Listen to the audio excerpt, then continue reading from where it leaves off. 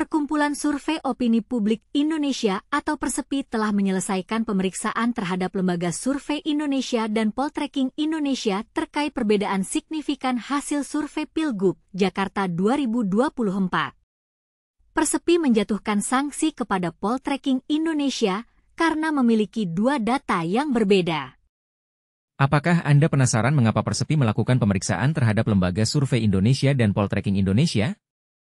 Jawabannya adalah karena adanya perbedaan signifikan hasil survei Pilgub Jakarta 2024.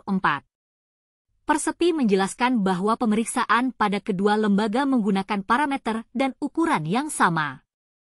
Pemeriksaan pada Lembaga Survei Indonesia dilakukan pada hari Senin, 28 Oktober 2024. Sementara pemeriksaan Poltreking Indonesia dilakukan pada hari berikutnya, yaitu hari Selasa, 29 Oktober 2024. Mungkin Anda bertanya, apa yang terjadi setelah pemeriksaan tatap muka?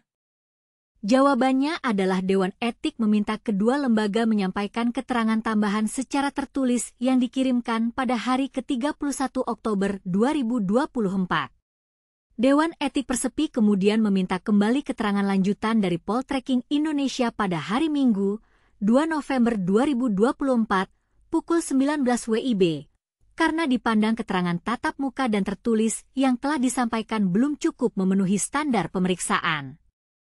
Mengapa Dewan Etik Persepi tidak meminta keterangan ulang kepada Lembaga Survei Indonesia?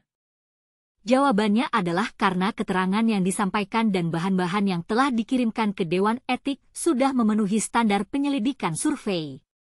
Dari hasil pemeriksaan, dapat disimpulkan bahwa Lembaga Survei Indonesia telah melakukan survei sesuai dengan standar operasional prosedur survei opini publik.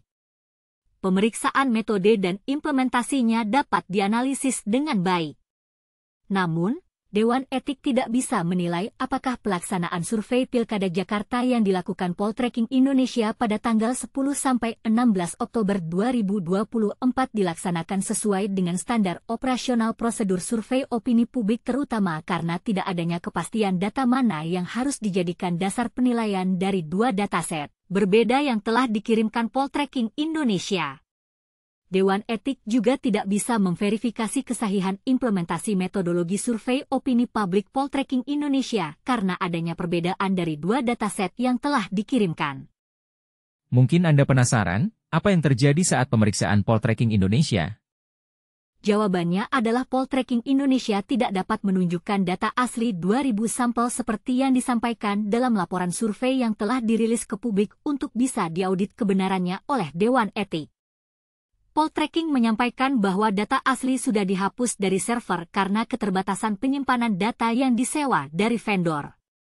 Pada pemeriksaan kedua, Dewan Etik kembali menanyakan tentang dataset asli yang digunakan dalam rilis survei, namun Poltreking Indonesia juga belum bisa menjelaskan dan menunjukkan data asli raw data 2000 sampel karena beralasan data tersebut telah dihapus dari server.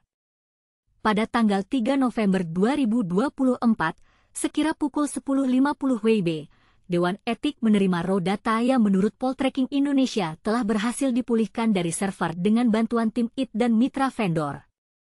Dewan Etik lalu membandingkan kedua data tersebut dan ditemukan banyaknya perbedaan antara data awal yang diterima sebelum pemeriksaan dan data terakhir yang diterima pada 3 November 2024. Adanya dua dataset yang berbeda membuat Dewan Etik tidak memiliki cukup bukti untuk memutuskan apakah pelaksanaan survei Poltreking Indonesia telah memenuhi standar operasional prosedur survei atau belum. Mungkin Anda bertanya, apa yang terjadi setelah Dewan Etik mengetahui adanya dua dataset yang berbeda?